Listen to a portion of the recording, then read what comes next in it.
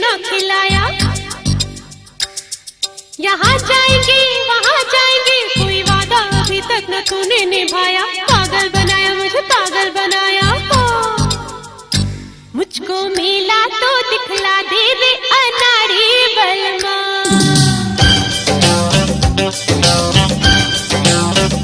मुझको मिला तो दिखला दे रे अनाड़ी बलमा। अनाड़ी बलमा, अनाड़ी बलमा। टूटी चप्पल तो सिलवा दे रे अनाड़ी बलमा।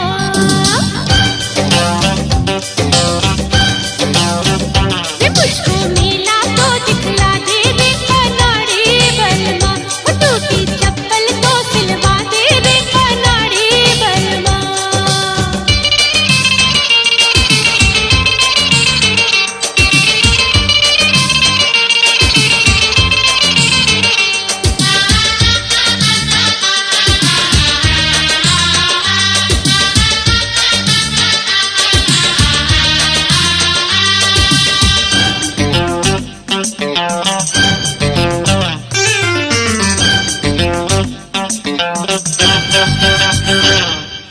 पास पड़ोसी रोज हमारे पिक्चर देखने जावे।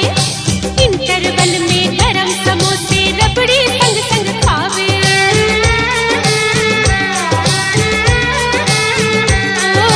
पास पड़ोसी रोज हमारे पिक्चर देखने जावे। इंटरवल में गरम समोसे रबड़ी संग संग खावे। इंटरवल में गरम समोसे,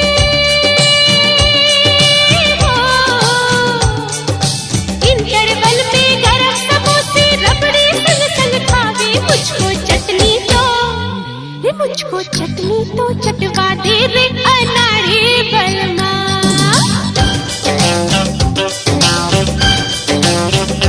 मुझको चटनी तो चटवा दे रे अनाड़ी बलमा। मुझको मिला तो दिखला दे रे अनाड़ी बलमा।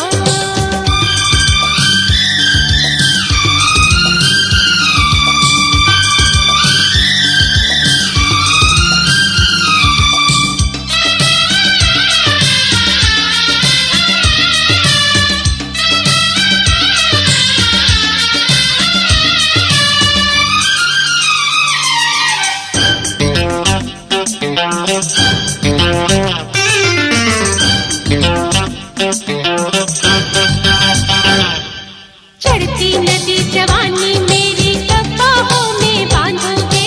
मैं हूँ तेरे प्यार की पाती, कब मुझको तुम बाँचोगे।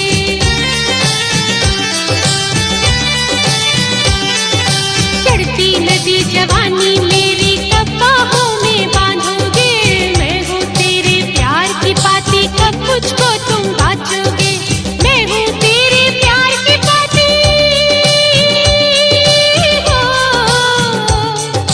मैं